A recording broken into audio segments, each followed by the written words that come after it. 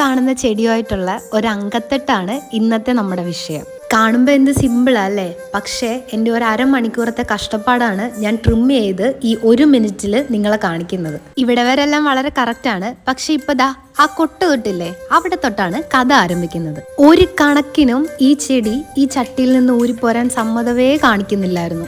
അന്നേ ദിവസത്തെ എൻ്റെ മുഴുവൻ എനർജിയും ഞാൻ ഈ ഒരൊറ്റ റീപോർട്ടിൽ മാറ്റിവെക്കേണ്ടി വന്നു. കലാത്തിയ വെറൈറ്റിയിലുള്ള ഈ ചെടി വർഷങ്ങളായിട്ട് നമ്മുടെ വീട്ടിലുണ്ട്. ഇതിൻ്റെ തൈകള് എനിക്ക് പ്രിയപ്പെട്ട പലർക്കും ഞാൻ കൊടുത്തിട്ടുണ്ട്.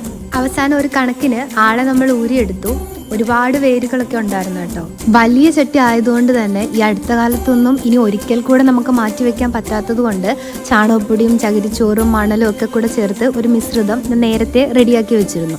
അന്നൊരു മഴക്കാറുണ്ടായിരുന്ന കൊണ്ട് ബാക്കി വന്ന ആ മിക്സ് ഞാൻ അവിടെ ഇട്ടില്ല. അത് ഞാൻ നമ്മുടെ പഴയ ചെടികൾക്കൊക്കെ ഒന്ന് ഇട്ടുകൊടുത്തു. അപ്പൊ ശരി, പിന്നെ കാണാം.